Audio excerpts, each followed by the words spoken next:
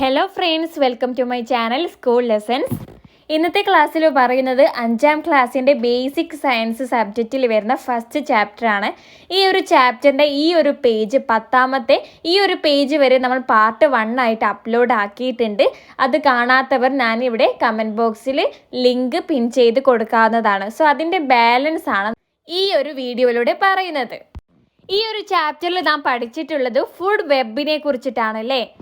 Food web എന്തായിരുന്നു?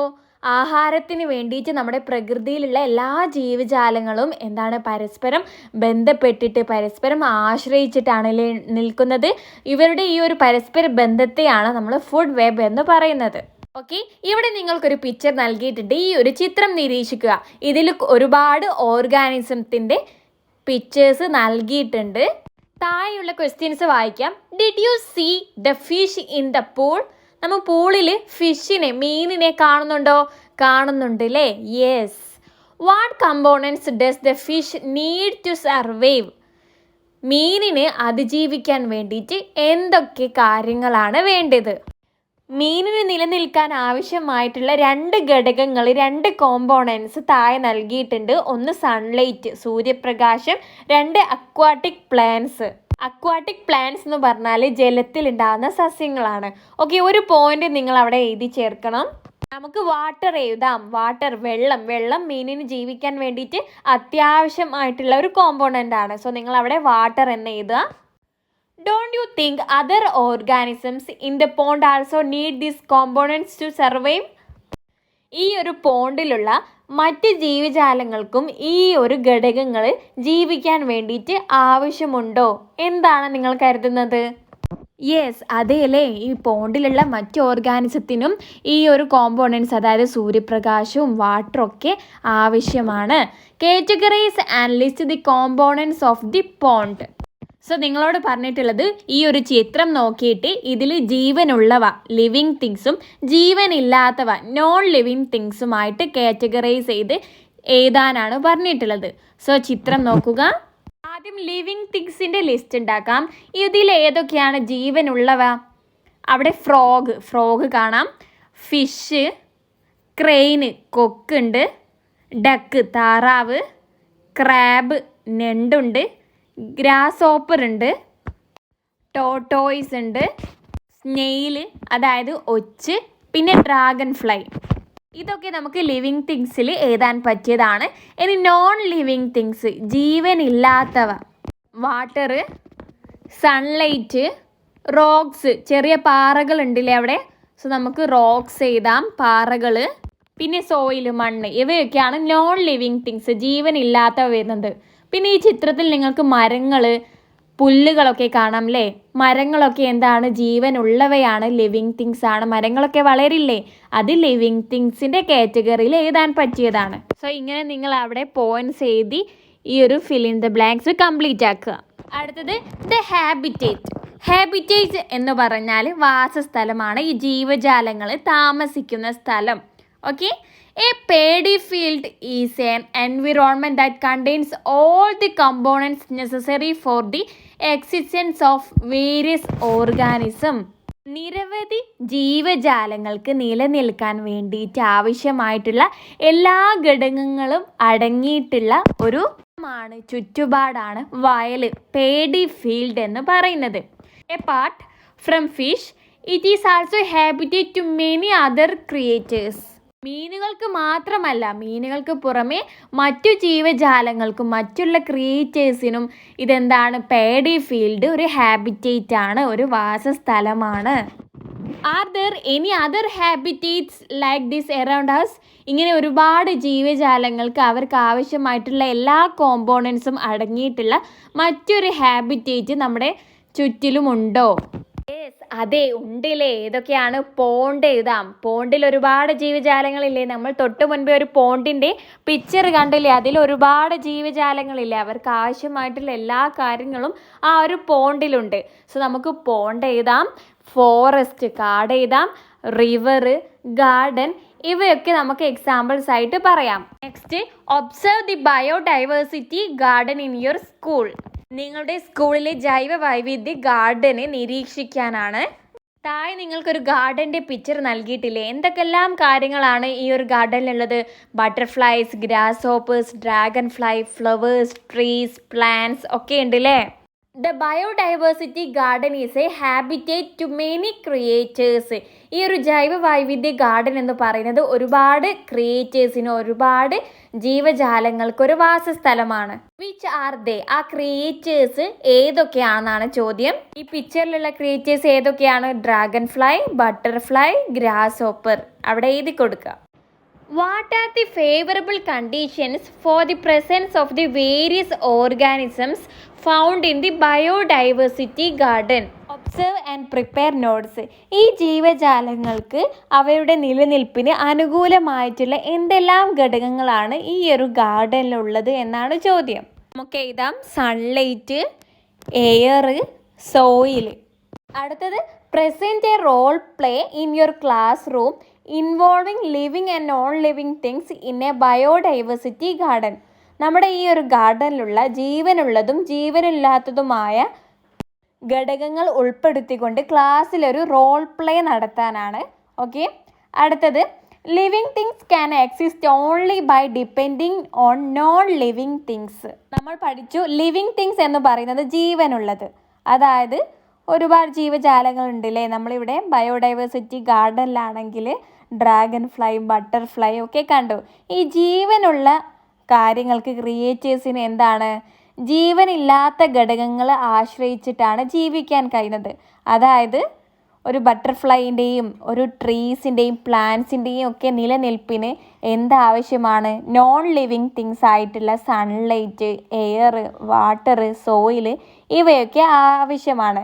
അതുകൊണ്ട് നമുക്ക് പറയാം living things depend on non living things. Living things non living തിങ്സിനെ ആശ്രയിച്ചിട്ടാണ് ജീവിക്കുന്നത്, നിലനിൽക്കുന്നത്. Do you agree with the statement? നിങ്ങൾ ഈ ഒരു സ്റ്റേറ്റ്മെൻറ്റിനോട് യോജിക്കുന്നുണ്ടോ? യെസ്, ഷുവറായിട്ടും അല്ലേ. അത് ലിവിങ് തിങ്സിൻ്റെ നിലനിൽപ്പിന് എന്താണ്? നോൺ ലിവിങ് തിങ്സ് ആവശ്യമാണ്. ഇവിടെ എന്തുകൊണ്ടാണ്, വൈ, എന്തുകൊണ്ടാണ് നിങ്ങൾ ഈ ഒരു സ്റ്റേറ്റ്മെൻറ്റിനോട് യോജിക്കുന്നത് എന്ന് ചോദിച്ചിട്ടുണ്ട്. Living things need air, water, sunlight and soil for survival. ജീവനുള്ളതിന് എന്തൊക്കെ ആവശ്യമാണ്? വായു, വെള്ളം, സൂര്യപ്രകാശം, മണ്ണ് ഇവയൊക്കെ അതിൻ്റെ നിലനിൽപ്പിന് ആവശ്യമാണ്. അതുകൊണ്ട് therefore നമുക്ക് പറയാം എന്ത്? Living things depend on non living things. ജീവനുള്ളത് ജീവനില്ലാത്തവയെ ആശ്രയിക്കുന്നു. Every living thing has a suitable habitat. ഓരോ ജീവിക്കും എന്താണ്? അതിന് അനുയോജ്യമായിട്ടുള്ള വാസസ്ഥലം, ഹാബിറ്റേറ്റ് ഉണ്ട്. ഇപ്പോൾ ഫിഷിൻ്റെ കാര്യം ഉദാഹരണമായിട്ട് നോക്കിക്കേ. ഫിഷിന് ജീവിക്കാൻ ആവശ്യമായിട്ടുള്ള കാര്യമൊക്കെ അത് ജീവിക്കുന്ന സ്ഥലത്തുണ്ടാകും. ഫിഷിനെ നമുക്ക് എവിടെയാണ് കാണുന്നത്? വെള്ളത്തിലാണ് അല്ലേ, പോണ്ടിൽ, റിവറിലൊക്കെയാണ്. സോ അതിന് ജീവിക്കാൻ ആവശ്യമായിട്ടുള്ള എല്ലാ കാര്യങ്ങളും അത് താമസിക്കുന്ന സ്ഥലത്ത്, അതിൻ്റെ ഹാബിറ്റേറ്റിൽ ഉണ്ടാവും. Discuss with your friends. Can you suggest a suitable definition for habitat? നിങ്ങളുടെ കൂട്ടുകാരുമായിട്ട് ചർച്ച ചെയ്യുക. ഹാബിറ്റേറ്റിന് യോജിച്ച ഒരു ഡെഫിനിഷൻ നിങ്ങൾക്ക് പറയാൻ കഴിയുമോ എന്നാണ്. ഹാബിറ്റേറ്റ് എന്ന് ഏറ്റവും സിമ്പിളായിട്ട് പറയുകയാണെങ്കിൽ habitat is the place where a living thing lives. ജീവജാലങ്ങൾ താമസിക്കുന്ന സ്ഥലമാണ് ഹാബിറ്റേറ്റ് എന്ന് പറയുന്നത്.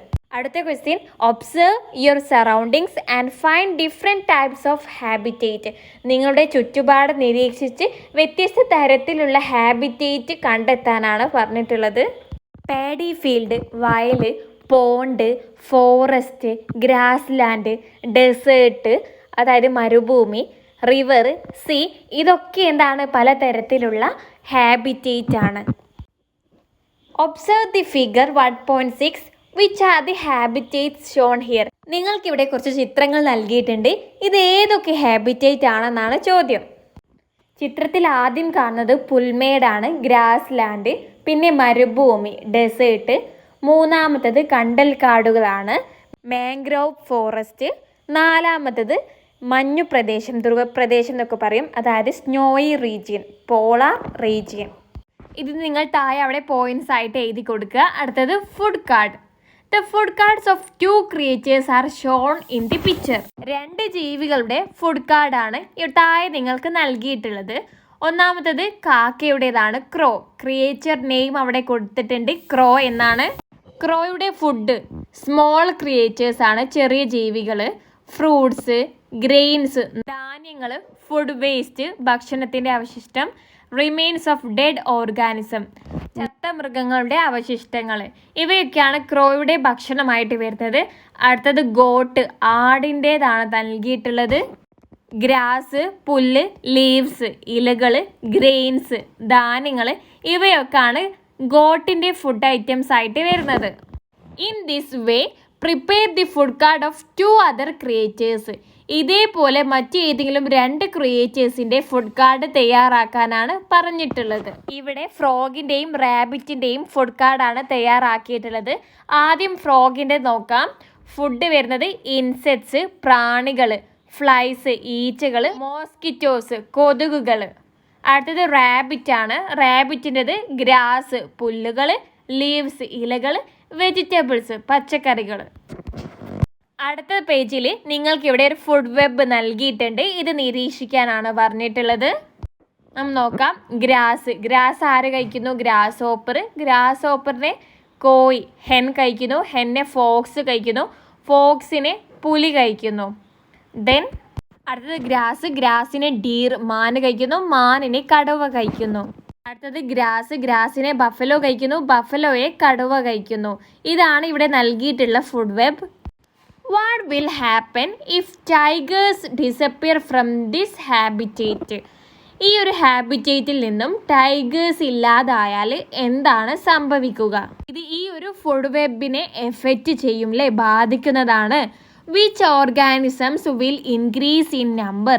ഏതൊക്കെ ഓർഗാനിസം ആണ് കൂടുക?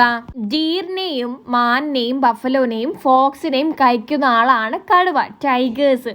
സോ ടൈഗേഴ്സ് ഇല്ലാതായാൽ ഡീറും ബഫലോയും ഫോക്സുമാണ് ഇൻക്രീസ് ആവുക. സോ നമുക്ക് എഴുതാം, the number of buffaloes, deer and foxes will increase. What will happen if the deer population increases? Deer കൂടിയാൽ എന്താണ് സംഭവിക്കുക? ഡീർ എന്തിനെയാണ് കഴിക്കുന്നത്? ഗ്രാസിനെയാണ്, അല്ലേ, പ്ലാന്റ്സ് ആണ് കഴിക്കുന്നത്. സോ അതിൻ്റെ എണ്ണം കൂടിയാൽ ഗ്രാസിൻ്റെ എന്താണ് അളവ് കുറയുന്നതാണ്, കാരണം അത് കൂടുതൽ കഴിക്കില്ലേ. സോ നമുക്ക് എഴുതാം, plants will decrease because more deer will eat them. പ്ലാന്റ്സിൻ്റെ എണ്ണം കുറയും കാരണം കൂടുതൽ മാനുകൾ അത് കഴിക്കുന്നതാണ്. ഇവിടെ ടൈഗറിനെ കുറിച്ചിട്ട് ചെറിയൊരു ബോക്സിലാക്കി നൽകിയിട്ടുണ്ട്. സോ ഇത് നിങ്ങൾ ജസ്റ്റ് ഒന്ന് വായിച്ച് മനസ്സിലാക്കി വെക്കുക, ഒന്ന് ജസ്റ്റ് അറിയാൻ വേണ്ടിയിട്ട് നൽകിയിട്ടുള്ളതാണ്. നമ്മുടെ ഫുഡ് വെബിലെ ഏറ്റവും ഹൈയസ്റ്റ് ലിങ്ക് ഒരു കണ്ണിൽപ്പെട്ട ആളാണ് ടൈഗർ എന്ന് നിങ്ങൾ അറിഞ്ഞു വെക്കുക. നെക്സ്റ്റ് പേജ് നോക്കാം.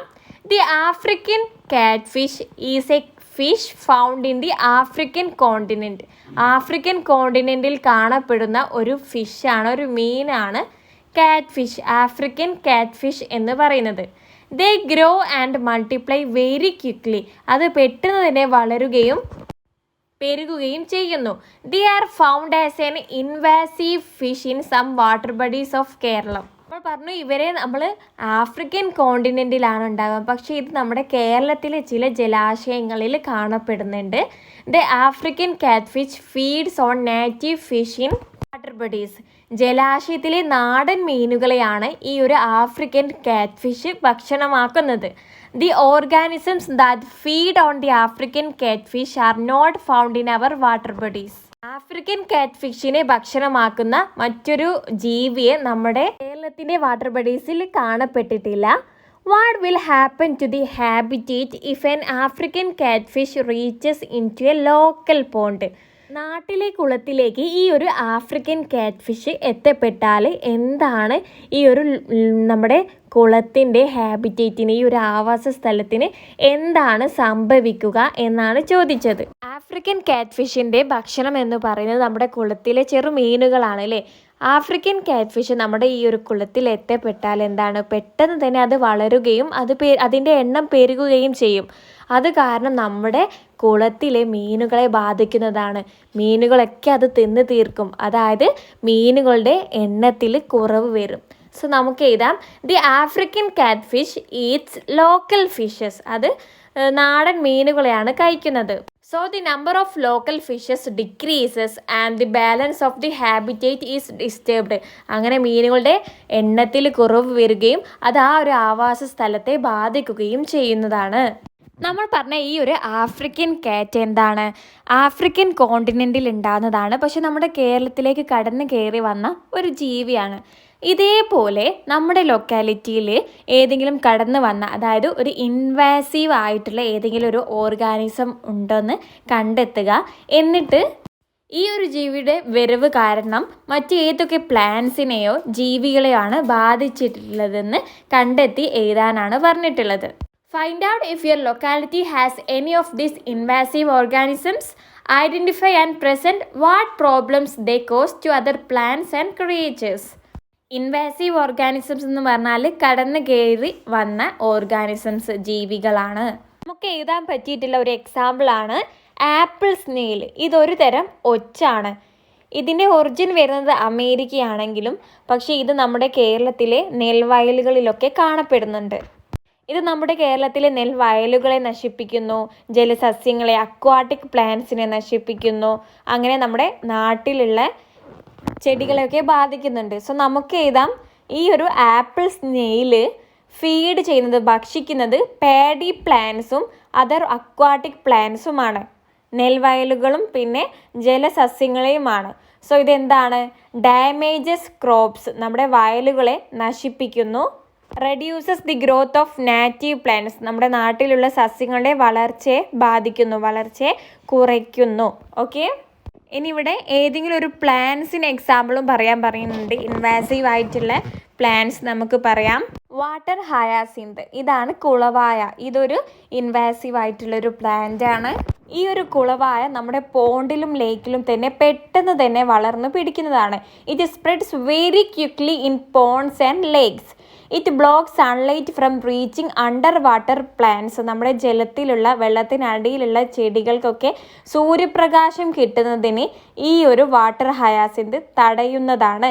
It reduces oxygen in water, വെള്ളത്തിലുള്ള ഓക്സിജൻ്റെ അളവിനെ ഇത് കുറയ്ക്കുന്നു. It harms fishes and other aquatic organisms, ഇത് മീനിനെയും ജലത്തിലുള്ള മറ്റു ഓർഗാനിസത്തെയും ഇത് ബാധിക്കുന്നു. It disturbs the balance of the habitat, അങ്ങനെ ഈ ഒരു വെള്ളത്തിലുള്ള ഈ ഒരു ഓർഗാനിസത്തിൻ്റെ ഹാബിറ്റേറ്റ്, ഒരു വാസസ്ഥലത്തെ ഇത് എഫക്റ്റ് ചെയ്യുന്നുണ്ട്. സോ ഇവിടെ നമ്മൾ രണ്ടാളെ പരിചയപ്പെട്ടിട്ടുണ്ട്, ഒന്ന് ആപ്പിൾ സ്നെയിലും ഒന്ന് വാട്ടർ ഹയാസിന്തും. ഇനി നെക്സ്റ്റ് പേജ് നോക്കാം. ഇവിടെ നിങ്ങൾക്കൊരു ഫുഡ് വെബ് നൽകിയിട്ടുണ്ട്. ഇവിടെ പ്ലാന്റ് ഉണ്ട്. പ്ലാന്റിനെ ആര് കഴിക്കുന്നു? വേം, പുഴു കഴിക്കുന്നു. പുഴുവിനെ ഹെന്നിനെ ഫോക്സ്, ഫോക്സിനെ ഈഗിൾ കഴിക്കുന്നു. പിന്നെ മറ്റൊരു ഫുഡ് വെബാണ് plants, grasshopper, frog, snake, eagle. പിന്നെ പ്ലാന്റ്സ്, സ്ക്യുരൽ, അണ്ണാന്, cat, eagle. Plants, squirrel, snake, eagle. പിന്നെ പ്ലാന്റ്സ്, സ്ക്യുരല്, ഫോക്സ്. ഇത്രയുമാണ് നിങ്ങൾക്ക് ഈ ഒരു ഫുഡ് വെബിൽ നൽകിയിട്ടുള്ളത്. നിങ്ങൾ ഈ ഏറോ മാർക്ക് ഇട്ടത് ശ്രദ്ധിച്ച് നോക്കിയാൽ നിങ്ങൾക്ക് മനസ്സിലാവുന്നതാണ്. There are various food relationships in above picture. അല്ലേ, ഇത് മുകളിൽ തന്നിട്ടുള്ള ഈ ഒരു ചിത്രത്തിൽ ഒരുപാട് ഫുഡ് റിലേഷൻഷിപ്സ് ഉണ്ട്. നമ്മളത് ഇപ്പോൾ പറഞ്ഞു. The food relationship in A single sequence is given below. അതിൽ ഒന്നാണ് താഴെ നിങ്ങൾക്ക് ഇവിടെ നൽകിയിട്ടുള്ളത്. ഒന്ന് സിംഗിളായിട്ട് താഴെ നൽകിയതാണ്. മുകളിൽ പിക്ചറിൽ നമ്മൾ വായിച്ചപ്പോൾ ഈ ഒരു ഫുഡ് റിലേഷൻ പറഞ്ഞിട്ടുള്ളതാണ്. അതായത് ഗ്രാസിനെ ആര് കഴിക്കുന്നു? വേം, പുഴു കഴിക്കുന്നു. പുഴുവിനെ ഹെൻ കഴിക്കുന്നു. ഹെന്നിനെ, കോഴിയെ കുറുക്കൻ കഴിക്കുന്നു. കുറുക്കനെ കഴുകൻ കഴിക്കുന്നു. Okay, find out and write more such sequences. ഇതേപോലെ മറ്റു സീക്വൻസസും കണ്ടെത്തി എഴുതാനാണ് പറഞ്ഞിട്ടുള്ളത്. ഇത് നമുക്ക് തന്നിട്ടുള്ള മുകളിലത്തെ ആ ഒരു വലിയൊരു ഫുഡ് വെബ് നോക്കിയിട്ട് എഴുതിയിട്ടുള്ളതാണ്. ഏറോ മാർക്ക് ഇട്ടത് ഓരോ സിംഗിളായിട്ട് എടുത്ത് എഴുതിയതാണ്. നമ്മൾ ഓൾറെഡി പറഞ്ഞു കഴിഞ്ഞ കാര്യമാണ്. ഗ്രാസിനെ ഗ്രാസ് ഹോപ്പർ കഴിക്കുന്നു. ഗ്രാസ് ഹോപ്പറിനെ ഫ്രോഗ്, ഫ്രോഗിനെ സ്നേക്ക്, സ്നേക്കിനെ വൾച്ചർ, കഴുകൻ കഴിക്കുന്നു. രണ്ടാമത്തത് ഗ്രാസിനെ സ്ക്യുരൽ കഴിക്കുന്നു. സ്ക്യുരലിനെ കാറ്റ് കഴിക്കുന്നു. കാറ്റിനെ വൾച്ചർ കഴിക്കുന്നു. അടുത്ത തേർഡ് വൺ ഗ്രാസിനെ സ്ക്യുരൽ, അണ്ണാൻ കഴിക്കുന്നു. സ്ക്യുരലിനെ ഫോക്സ് കഴിക്കുന്നു. ഫോക്സിനെ വൾച്ചർ കഴിക്കുന്നു. ഇത് പിക്ചർ നോക്കി സിമ്പിളായിട്ട് എടുത്ത് എഴുതാവുന്നതേ ഉള്ളൂ. നമ്മളിപ്പോൾ ഓരോ സിംഗിൾ സീക്വൻസ് ആക്കിയിട്ടാണല്ലേ എടുത്ത് എഴുതിയിട്ടുള്ളത്. ഓരോ ഫുഡ് റിലേഷൻഷിപ്സും സിംഗിൾ സീക്വൻസ് ആക്കിയിട്ട് എടുത്ത് എഴുതുകയാണ്. ഇതിനാണ് ഫുഡ് ചെയിൻ എന്ന് പറയുന്നത്. അതായത് ഒരു ഫുഡ് വെബിൽ നിന്നും ഒരു സിംഗിൾ ആയിട്ടുള്ള ഒരു സീക്വൻസിനെ എടുത്ത് എഴുതുന്നതിനാണ് നമ്മൾ ഫുഡ് ചെയിൻ എന്ന് പറയുന്നത്. A single sequence of food relationships from the food web is the food chain. Okay, ഒന്നുകൂടി പറയാം. അതായത് ഇതൊരു ഫുഡ് വെബ് ആണല്ലോ, ഇതൊരു ഫുഡ് വെബാണ്. ഈ ഒരു ഫുഡ് വെബിൽ നിന്നും എടുത്ത് എഴുതിയിട്ടുള്ള ഒരു സിംഗിൾ സീക്വൻസ് ആണ് ഇവിടെ കാണിക്കുന്നത് അല്ലേ. ഈ ഒരു ഫുഡ് വെബിൽ നിന്നും ഒന്നിനെ എടുത്ത് മാറ്റി എഴുതിയിട്ടുള്ളതാണ് ഇത്. ഇതിനാണ് ഫുഡ് ചെയിൻ എന്ന് പറയുന്നത്. നെക്സ്റ്റ് താഴെ ഒരു ടേബിൾ നൽകിയിട്ടുണ്ട്. Compare food chains you have written and list them in your science diary. നമ്മളിവിടെ തയ്യാറാക്കിയിട്ടുള്ള ഈ ഒരു ഫുഡ് ചെയിൻ നിരീക്ഷിച്ചിട്ട് ഈ ഒരു ടേബിൾ ഫില്ല് ചെയ്യാനാണ്. ആദ്യത്തേത് ഫസ്റ്റ് ലിങ്ക് ഏതായിരുന്നു? ഗ്രാസ് ആണ്. ലാസ്റ്റ് വരുന്നത് വൾച്ചറാണ്. നമ്മളിവിടെ എഴുതിയിട്ടുള്ള എല്ലാ ഫുഡ് ചെയിനിലും ഫസ്റ്റ് വരുന്നത് ഗ്രാസ് ആണ്, ലാസ്റ്റ് വരുന്നത് വൾച്ചറാണ്. ഇത് നിങ്ങൾ ശ്രദ്ധിച്ചോ? ആദ്യം വരുന്നത് പുല്ലാണ്, ഏറ്റവും ലാസ്റ്റ് കെഴുകനാണ് വരുന്നത്. സോ ഇത് നിങ്ങൾ അവിടെ എഴുതി കൊടുക്കുക. From which organisms do all the food chains begin? എല്ലാ ഫുഡ് ചെയിനും തുടങ്ങുന്നത്, ബിഗിൻ എന്ന് പറഞ്ഞാൽ തുടങ്ങുന്നത് എന്തിൽ നിന്നാണ്? ഗ്രാസിൽ നിന്നാണ്. അവിടെ ഗ്രാസ് എന്ന് എഴുതുക. Don't they also need food for their existence? ഇവയുടെ നിലനിൽപ്പിന് ഭക്ഷണം ആവശ്യമില്ലേ? അതായത് ഗ്രാസ് നിലനിൽക്കാൻ വേണ്ടിയിട്ട് ഭക്ഷണം ആവശ്യമുണ്ടോ? Where do they get their food? അവർക്ക് വേണ്ടിയിട്ടുള്ള ഭക്ഷണം എവിടെ നിന്നാണ് കിട്ടുന്നത്? അത് ചിന്തിച്ചിട്ടുണ്ടോ? ഈ ഒരു പുല്ലിന്, പ്ലാന്റ്സിനുള്ള ഭക്ഷണം എവിടെ നിന്നാണ് കിട്ടുന്നത്? അതാണ് നെക്സ്റ്റ് പഠിക്കാൻ പോകുന്നത്. ഫുഡ് പ്രൊഡക്ഷൻ ഇൻ പ്ലാന്റ്സ്, സസ്യങ്ങളിലെ food production. Observe the illustration. താഴെ നിങ്ങൾക്കൊരു പിക്ചർ നൽകിയിട്ടുണ്ട്, അത് നിരീക്ഷിക്കുക. Which are the main components that plants need to make their food? പ്ലാന്റ്സിന് ഫുഡ് ഉണ്ടാക്കാൻ വേണ്ടിയിട്ട് ആവശ്യമായിട്ടുള്ള പ്രധാനമായിട്ടുള്ള ഘടകങ്ങൾ ഏതൊക്കെയെന്നാണ്? Carbon dioxide, sunlight, water. ഈ 3 കോമ്പണൻസ് ആണ്. ഓക്കെ, ഇതവിടെ താഴെ എഴുതി കൊടുക്കുക.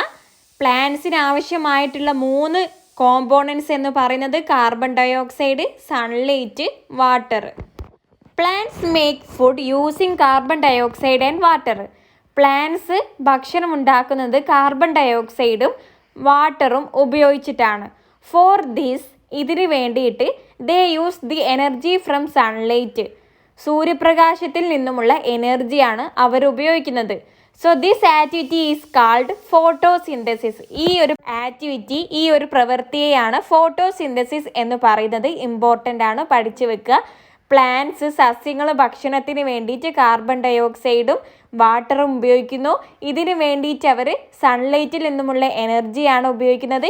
ഈ ഒരു പ്രവൃത്തിയെയാണ് ഫോട്ടോസിന്തസിസ് എന്ന് പറയുന്നത്. Chlorophyll is a pigment in the leaves that helps plant to produce food. Food ഉണ്ടാക്കാൻ വേണ്ടിയിട്ട് ഹെൽപ്പ് ചെയ്യുന്ന ഇലകളിലുള്ള ഒരു പിഗ്മെന്റ് ആണ് ക്ലോറോഫിൽ എന്ന് പറയുന്നത്. ഇതും പഠിച്ചു വെക്കുക. Oxygen is also produced as a result of this activity. ഈ ഒരു പ്രവൃത്തിയുടെ ഭാഗമായിട്ട് ഉണ്ടാവുന്ന കാര്യമാണ് ഓക്സിജൻ. ഈ ഒരു ബോക്സ് ഇമ്പോർട്ടൻ്റ് ആണ്. ഇതിലെ ഓരോ പോയിന്റ്സും നിങ്ങൾ അറിഞ്ഞിരിക്കുക. അടുത്തത് source of energy. U have seen that sunlight is necessary for food production in plants. അല്ലേ, നമ്മൾ പഠിച്ചു എന്താണ്? പ്ലാന്റ്സിലെ ഫുഡ് പ്രൊഡക്ഷന് സൺലൈറ്റ് നിർബന്ധമാണ്, ആവശ്യമായിട്ടുള്ളൊരു കോമ്പോണൻ്റ് ആണ്. Through which part do plants mainly receive sunlight? ഈ ഒരു പ്ലാന്റ്സിൻ്റെ ഏത് ഭാഗത്തിൽ നിന്നാണ് പ്രധാനമായും സൂര്യപ്രകാശം ലഭിക്കുന്നത്?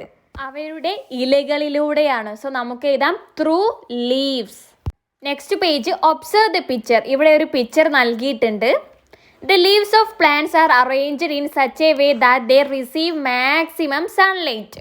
പരമാവധി സൂര്യപ്രകാശം ലഭിക്കുന്ന രീതിയിലാണ് ഇവിടെ ചെടികളുടെ ഇലകൾ ക്രമീകരിച്ചിട്ടുള്ളത്. അതായത് ഈ ഒരു മോഡലിലാണ്, ഈ ഒരു രീതിയിലാണല്ലേ ഇലകളുള്ളത്. അതായത് ഒരു മുകളിലാണെങ്കിൽ പിന്നെ അതിൻ്റെ ഓപ്പോസിറ്റ് തൊട്ട് താഴെയായിട്ടാണ്, പിന്നെ അതിൻ്റെ എതിർഭാഗത്ത് തൊട്ട് താഴെയായിട്ട്, അങ്ങനെ ക്രോസ് ആയിട്ടാണ് ഇവയെ ഇലകൾ ഉള്ളത്. Look at the arrangement of leaves in the following pictures. താഴെ തന്നിട്ടുള്ള ചിത്രങ്ങളിലെ ഇലകളുടെ ക്രമീകരണം നോക്കുക. Do you find any special features? നിങ്ങൾ എന്തെങ്കിലും പ്രത്യേകത ഇതിൽ കാണുന്നുണ്ടോ? ആദ്യം ഹിബിസ്കസ്, ചെമ്പരത്തിയുടേത് നോക്കൂ. ഇവിടെ പറഞ്ഞതുപോലെ ക്രോസ് ആയിട്ടാണ് അല്ലേ നൽകിയിട്ടുള്ളത്. ഓപ്പോസിറ്റ് ആയിട്ട് ക്രോസ് ആയിട്ടാണ് ഇലകൾ ഉള്ളത്. തുളസിയുടേതോ എങ്ങനെ സെയിം ഒരേ രീതിയിൽ രണ്ട് ഭാഗത്തുമാണ് അല്ലേ, നേരെ ആയിട്ടാണുള്ളത്. മൂന്നാമത്തത് നോക്കിക്കേ, ഏയിലം പാലയാണ്. ഇതിൻ്റെതോ ഒരു കൂട്ടം, പിന്നെ കുറച്ചൊരു ഗ്യാപ്പായിട്ട് ഒരു കൂട്ടം ഇലകൾ, അങ്ങനെ ഈ ഒരു രീതിക്കാണ്. Observe the plants in your surroundings and group them according to the similarity in the arrangements of leaves. നമ്മുടെ ചുറ്റുപാടുമുള്ള ചെടികളെ നിരീക്ഷിച്ചിട്ട് താഴെയുള്ളത് കംപ്ലീറ്റ് ചെയ്യാനാണ്. അതായത് ആദ്യം ചെമ്പരത്തിയുടെ ഇല പോലുള്ളത് എഴുതാനാണ്. ഇവിടെ ഒരു എക്സാമ്പിൾ നൽകിയിട്ടുണ്ട്. മാംഗോ ട്രീ, മാവിൻ്റെ ഇല ഇങ്ങനെ ക്രോസ് ആയിട്ടാണ് വരുന്നത്. ഹിബിസ്കസിന് ഇതുപോലെയുള്ള അറേഞ്ച്മെന്റിന് പറയുന്നതാണ് ഓൾട്ടർനേറ്റീവ് അറേഞ്ച്മെന്റ് എന്ന് പറയുന്നത്. അതിന് എക്സാമ്പിൾ മാംഗോ ട്രീ ഇവിടെ നൽകിയിട്ടുണ്ട്. പിന്നെ നമുക്ക് ഇതാ റോസ്, പിന്നെ ബനിയൻ ട്രീ, ഇതൊക്കെ അതിന് എക്സാമ്പിൾ ആയിട്ട് വരുന്നതാണ്. ഇത് തുളസിയുടേതുപോലെ, അതായത് ഓപ്പോസിറ്റ് ആയിട്ട് വരുന്നത്. നിങ്ങൾ ചിത്രം നോക്കുക. അതേപോലെയുള്ളതിന് എക്സാമ്പിൾ ആണ് ഗ്വാവ ട്രീ, പേരക്കമരം, ജാസ്മിന്, ഇക്സോറ, അതായത് ചെത്തി. അടുത്തത് ഹോൾഡ് ആയിട്ട്, അതായത് നമ്മൾ ഇവിടെ കണ്ടു ഏലം പാലയുടേതുപോലെ, അതിന് എക്സാമ്പിൾ ആണ് oleander, lemon leaf, crepe jasmine. Okay, ഇതൊക്കെ നിങ്ങൾ ടെക്സ്റ്റ് ബുക്കിൽ അവിടെ ഫില്ല് ചെയ്യാൻ്റെ അടുത്ത് ഫിൽ ചെയ്ത് കൊടുക്കുക. ഇതൊരു ഇമ്പോർട്ടൻ്റ് ആയിട്ടുള്ളൊരു ഏരിയ ആണ്. ഈ ഒരു ഭാഗത്ത് നിന്ന് കഴിഞ്ഞ എക്സാമിന് ക്വസ്റ്റ്യൻ വന്നിട്ടുണ്ട്. തുളസിയുടെയും ഹിബിസ്കസിൻ്റെയും ഒക്കെ പിക്ചർ നൽകിയിട്ട് നിങ്ങൾ ഏത് ലീഫ് ടൈപ്പിലാണ് വരുന്നത് എന്ന് പറഞ്ഞ് ടേബിളാക്കി ക്ലാസിഫൈ ചെയ്യാനായിരുന്നു. സോ 3 ടൈപ്പാണുള്ളത്: ഓൾട്ടർനേറ്റീവ്, ഓപ്പോസിറ്റ്, ഓൾഡ്. ഇത് പഠിച്ചു വെക്കുക. Next topic, behind the leafy green. The leaves are green in general. നിങ്ങൾ ശ്രദ്ധിച്ചിട്ടുണ്ട്, എല്ലാ ഇലകളും മിക്കതും എന്താണ്, ഗ്രീൻ ആണ്. അധികവും നിങ്ങൾക്ക് പച്ച നിറമാണ് കാണാൻ പറ്റുന്നത്. But you must also have noticed multi coloured leaves. പക്ഷേ പല നിറത്തിലുള്ള 2 കളേഴ്സൊക്കെ വരുന്ന ലീഫും നിങ്ങൾ ശ്രദ്ധിച്ചിട്ടുണ്ടാവും. Collect different coloured leaves from your surroundings. നിങ്ങളുടെ ചുറ്റുപാടിൽ നിന്നും വ്യത്യസ്ത തരത്തിലുള്ള നിറത്തിലുള്ള ചെടികളെ നിങ്ങൾ കണ്ടെത്തി എഴുതുക. Rub the collected leaves on a blotting paper. എന്നിട്ട് നമ്മൾ കളക്ട് ചെയ്തിട്ടുള്ള ഈ ഒരു ഇലയില്ലേ, ഒരു ബ്ലോട്ടിംഗ് പേപ്പറിൽ നമ്മൾ ഉരച്ച് നോക്കുക. എന്നിട്ട് നിരീക്ഷിക്കാനാണ് പറഞ്ഞിട്ടുള്ളത്. സോ താഴെ നമുക്ക് ടേബിൾ കംപ്ലീറ്റ് ചെയ്യാം. ഇവിടെ ഒന്ന് നൽകിയിട്ടുണ്ട്, സ്പിനച്ച് എന്താണ്, ചീരയാണ്. ചീരയുടെ കളറ് വരുന്നത്, ഇലയുടെ കളറ് റെഡാണ്. അവിടെ നൽകിയിട്ടുണ്ട് colour seen on blotting paper. എന്താണ്, ബ്ലോട്ടിംഗ് പേപ്പറിൽ ഉരച്ചപ്പോൾ കാണുന്ന നിറം എന്ന് പറയുന്നത് ഗ്രീൻ ആണ്. നിങ്ങൾ അവിടെ ഗ്രീൻ എന്ന് എഴുതുക. അടുത്തത് കൊളക്കേഷ്യയാണ്. കൊളക്കേഷ്യ എന്ന് പറഞ്ഞാൽ ചേമ്പാണ്. ലീഫിൻ്റെ കളർ വരുന്നത് റെഡാണ്. അത് ബ്ലോട്ടിംഗ് പേപ്പറിൽ ഉരച്ച് നോക്കുമ്പോൾ നമുക്ക് കാണുന്നത് ഗ്രീൻ ആണ്. സോ നിങ്ങൾ അവിടെ 3ാമത്തെ ടേബിളിൽ ഗ്രീൻ എന്ന് എഴുതുക. 4ാമത്തത് croton. Colour of the leaf, ഇലയുടെ നിറം വരുന്നത് യെല്ലോ ആണ്. നമ്മൾ ബ്ലോട്ടിംഗ് പേപ്പറിൽ ഉരയ്ക്കുമ്പോൾ കാണുന്ന നിറം ഗ്രീൻ ആണ്. സോ ഇവിടെ എന്താണ് നാം മനസ്സിലാക്കുന്നത്, വ്യത്യസ്ത നിറത്തിലുള്ള ലീഫും നമ്മൾ ബ്ലോട്ടിംഗ് പേപ്പറിൽ ഉരച്ച് നോക്കുമ്പോൾ നാം കാണുന്നത് ഗ്രീൻ കളറാണ്. റെഡ് ലീഫ്, യെല്ലോ ലീഫ് ഒക്കെ എടുത്താലും നാം ബ്ലോട്ടിംഗ് പേപ്പർ ഉരയ്ക്കുമ്പോൾ കാണുന്നത് ഗ്രീൻ കളറാണ്. Write your findings from the table in the science diary. ഇതിൽ നിന്നുള്ള നിങ്ങളുടെ ഫൈൻഡിങ്സ്, കണ്ടെത്തലുകൾ എഴുതാൻ പറഞ്ഞിട്ടുണ്ട്. നമുക്ക് ഫൈൻഡിങ്സ് എഴുതാം. Leaves have different colours. ഇലകൾക്ക് വ്യത്യസ്ത നിറങ്ങളാണ്. When the leaves were rubbed on blotting paper a green colour was seen. നമ്മൾ ഇലകൾ ബ്ലോട്ടിംഗ് പേപ്പറിൽ ഉരതുമ്പോൾ, റബ് ചെയ്യുമ്പോൾ ഗ്രീൻ കളർ കാണുന്നുണ്ട്. Different coloured leaves also contain chlorophyll. ഇതിൽ നിന്ന് എന്താണ് മനസ്സിലാകുന്നത്, വ്യത്യസ്ത നിറത്തിലുള്ള ഇലകളിലും ക്ലോറോഫില്ലിൻ്റെ കണ്ടന്റ് ഉണ്ട്. നമ്മൾ നേരത്തെ പഠിച്ചിട്ടുണ്ട് ക്ലോറോഫില്ലാണ് ഇലകൾക്ക് ഗ്രീൻ കളർ നൽകുന്നതെന്ന്. Chlorophyll helps plants make their food. ക്ലോറോഫില്ലാണ് ഇലകളെ ഭക്ഷണത്തിന് വേണ്ടിയിട്ട് സഹായിക്കുന്നത്. താഴെ നിങ്ങൾക്കൊരു ബോക്സിലാക്കി നൽകിയിട്ടുണ്ട്. Chlorophyll is the green pigment in leaves. ഇലകളിലെ ഗ്രീൻ നിറം നൽകുന്നത്, ഗ്രീൻ പിഗ്മെന്റ് നൽകുന്നത് ക്ലോറോഫിലാണ്. ഇത് പഠിച്ചു വെക്കണേ. Next, diversity in colour. Observe the biodiversity garden in your school. നിങ്ങളുടെ സ്കൂളിലെ ബയോഡൈവേഴ്സിറ്റി, ജൈവ വൈവിധ്യ ഗാർഡൻ നിരീക്ഷിക്കുക. Can you see flowers and leaves in different colours. വ്യത്യസ്ത നിറത്തിലുള്ള ഇലകളും പൂക്കളും നിങ്ങൾ കാണുന്നില്ലേ? You have seen that the reason for the green colour is chlorophyll. പച്ച നിറത്തിനുള്ള കാരണം ക്ലോറോഫിൽ ആണെന്ന് നിങ്ങൾ പഠിച്ചു. Haven't you? അല്ലേ, നമ്മൾ പഠിച്ചു അല്ലേ? Yes. What are the pigments that cause other colours? എങ്കിൽ മറ്റുള്ള നിറങ്ങൾ വരാനുള്ള കാരണം എന്തൊക്കെയാണ്? ഏതൊക്കെ പിഗ്മെന്റിന് കാരണമായിട്ടാണ് മറ്റുള്ള റെഡ്, യെല്ലോ, ഓറഞ്ച് കളറൊക്കെ വരുന്നത്? താഴെ നിങ്ങൾക്ക് ഇവിടെ ബോക്സ് നൽകിയിട്ടുണ്ട്, ഇതും പഠിച്ചു വെക്കണേ. റെഡ് കളർ നൽകുന്നത് ആന്തോസിയാസിൻ എന്ന് പറഞ്ഞിട്ടുള്ള പിഗ്മെന്റ് ആണ്. ഓറഞ്ച് കരോട്ടിൻ എന്ന് പറഞ്ഞ പിഗ്മെന്റ് ആണ്. യെല്ലോ സാന്തോഫിൽ ആണ്. ഓക്കെ.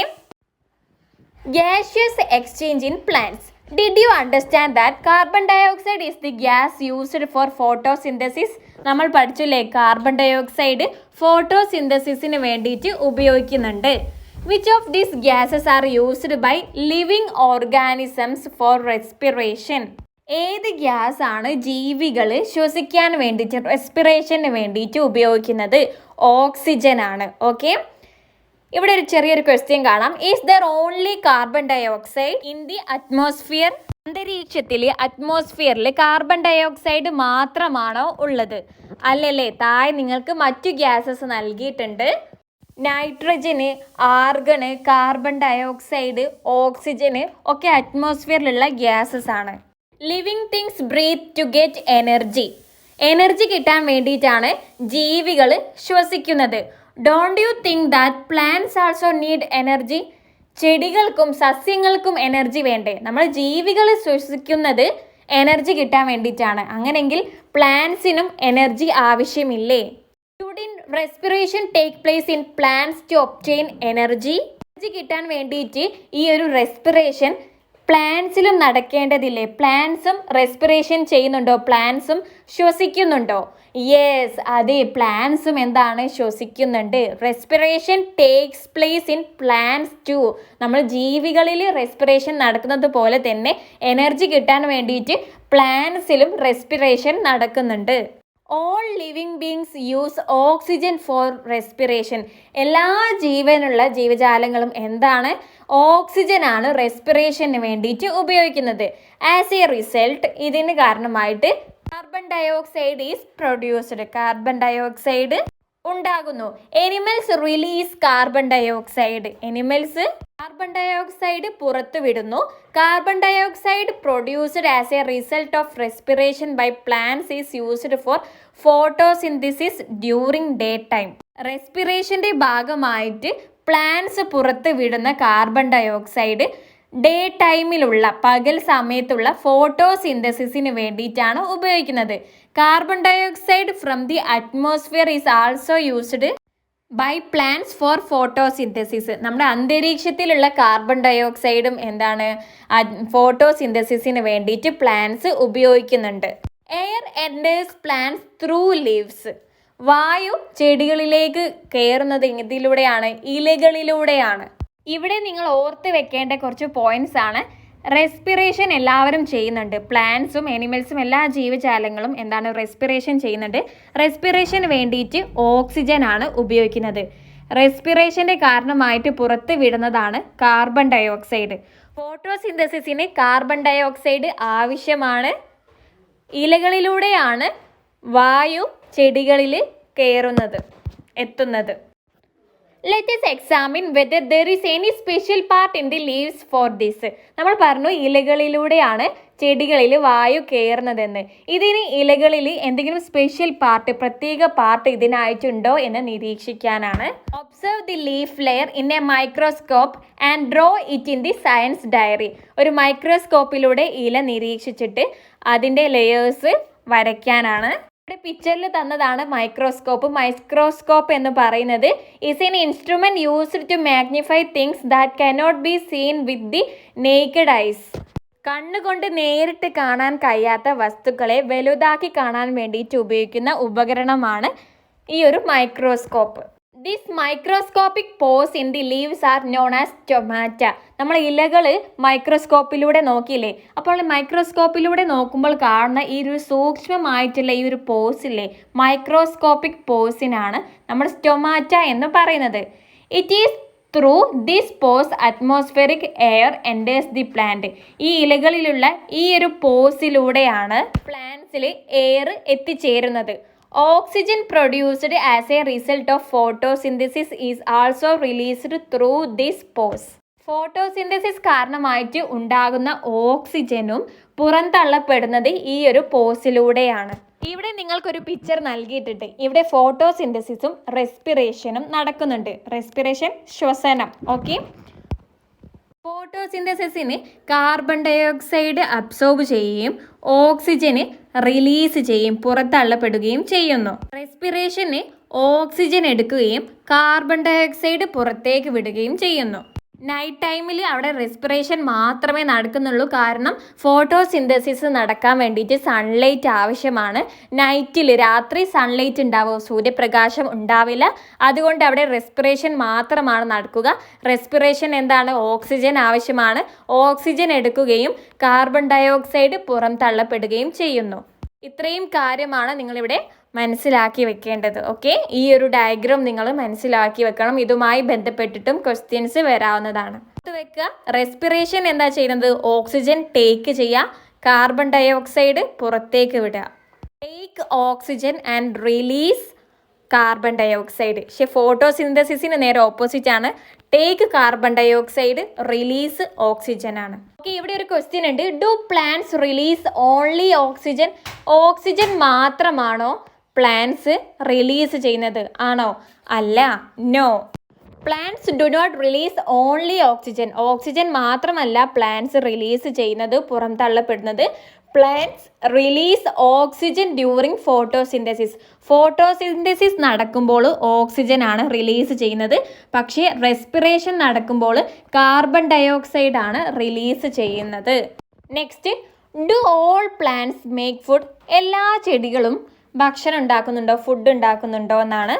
ഇവിടെ ഒരു മാംഗോ ട്രീയുടെ ചിത്രം നൽകിയിട്ടുണ്ട്. I am a mango tree. ഞാനൊരു മാംഗോ ട്രീ ആണ്. I myself prepare the food I need. എനിക്ക് വേണ്ട ആഹാരം ഞാൻ സ്വയം നിർമ്മിക്കുന്നു. അടുത്തത് വെണ്ടയാണ്. I am venda. I myself prepare the food that I need. എനിക്ക് ആവശ്യമുള്ള ഭക്ഷണം ഞാൻ ഉണ്ടാക്കുന്നു. But I need a place to grow. പക്ഷെ എനിക്ക് വളരാൻ വേണ്ടിയിട്ട് ഒരു സ്ഥലം വേണം. വെണ്ട മറ്റേതെങ്കിലും ഒരു മരത്തിൻ്റെ മുകളിലാണല്ലേ വളരുക. വെണ്ടയ്ക്ക് വളരാൻ വേണ്ടിയിട്ട് മറ്റൊരു സ്ഥലം വേണം. അടുത്തത് am Loranthus. I also prepare my own food. ഞാനും എനിക്കുള്ള ഫുഡ് തയ്യാറാക്കുന്നുണ്ട്. But I absorb water and minerals from this plant.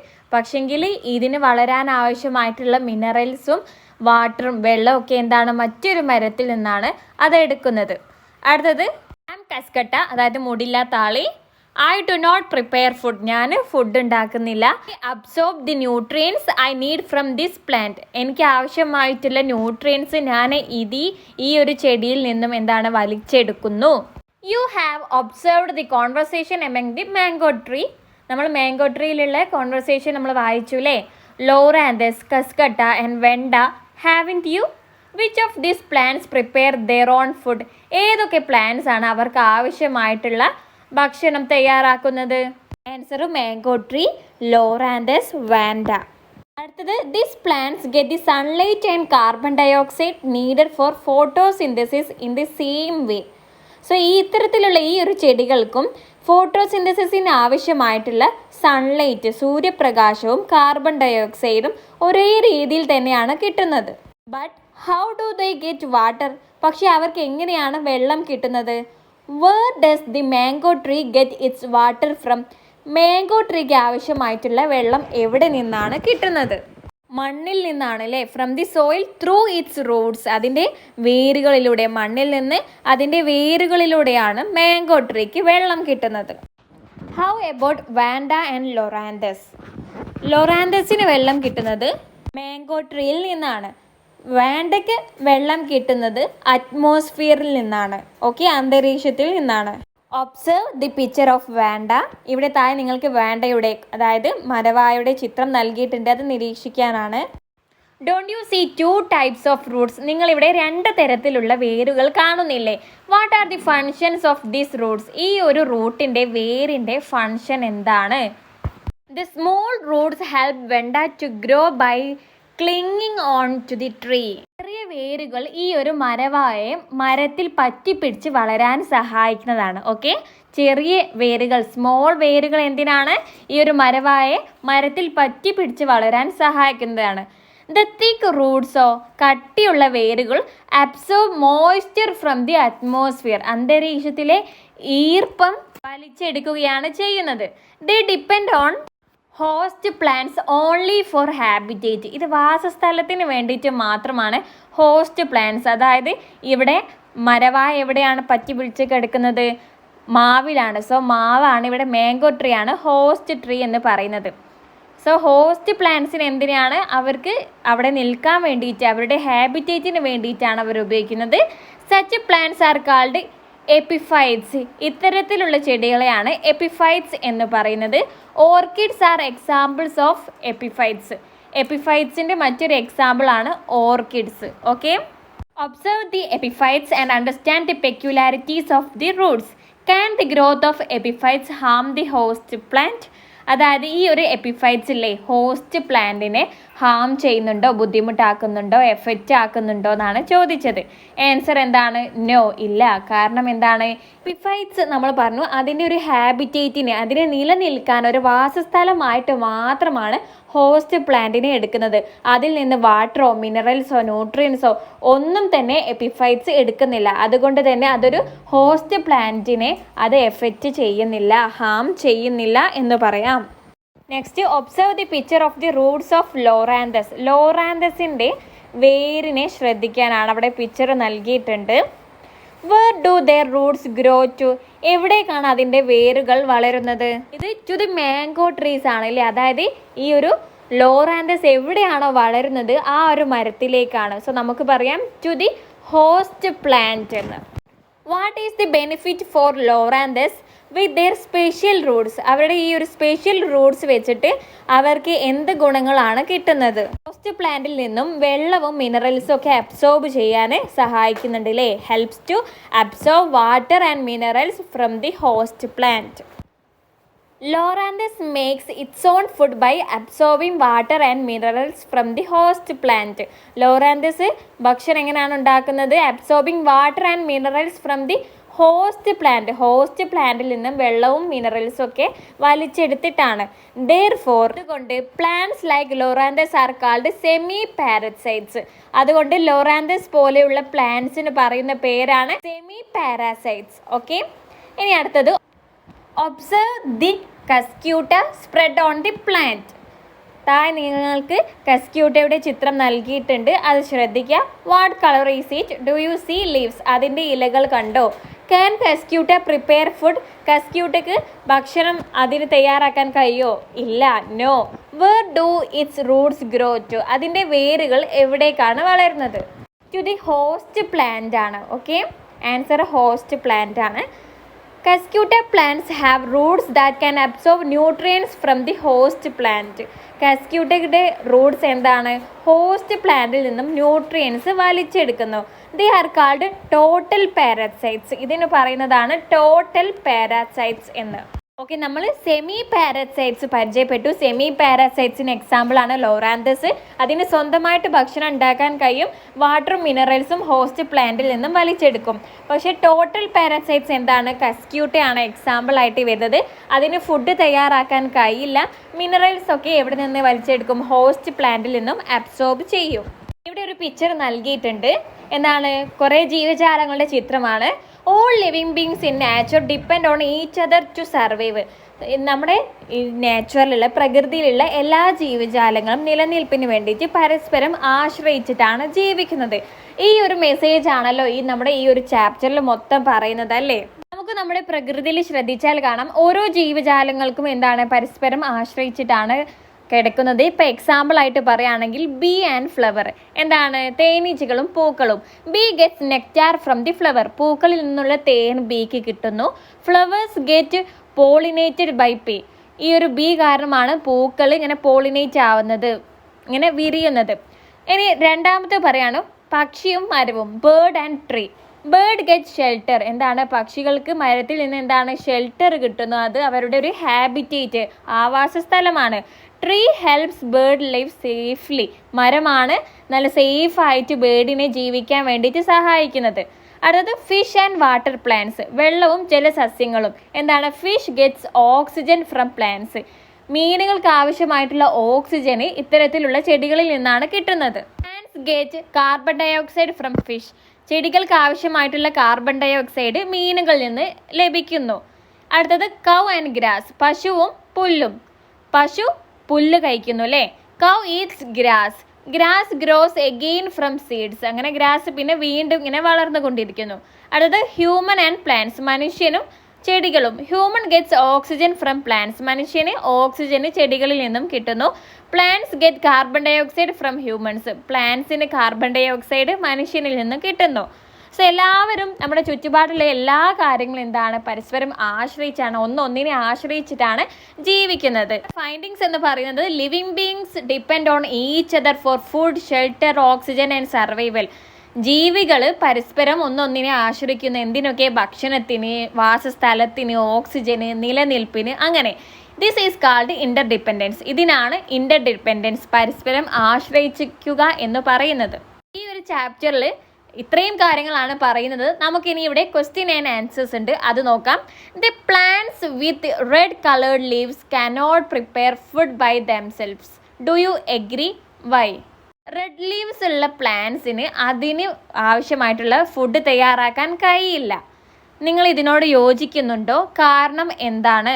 യോജിക്കുന്നില്ല. No, I do not agree. കാരണം എന്താണ്? നമ്മൾ പഠിച്ചിട്ടുണ്ട് റെഡ് കളർ ലീവ്സ് ഉള്ള ചെടികളാണെങ്കിലും എന്താണ് അതിൽ ക്ലോറോഫിൽ അടങ്ങിയിട്ടുണ്ട്. നമ്മളൊരു എക്സ്പെരിമെൻറ്റ് ചെയ്തിട്ടില്ലായിരുന്നോ, റബ് ചെയ്തിട്ടില്ലായിരുന്നു? അപ്പോൾ എന്താണ് ഗ്രീൻ കളർ കണ്ടിട്ടുണ്ട്. അതായത് ഓരോ ചെടിയിലും ചെറിയൊരളവിൽ ക്ലോറോഫിൽ അടങ്ങിയിട്ടുണ്ട്. സോ അതിന് സ്വന്തമായിട്ട് ഫുഡ് തയ്യാറാക്കാൻ കഴിയുന്നതാണ്.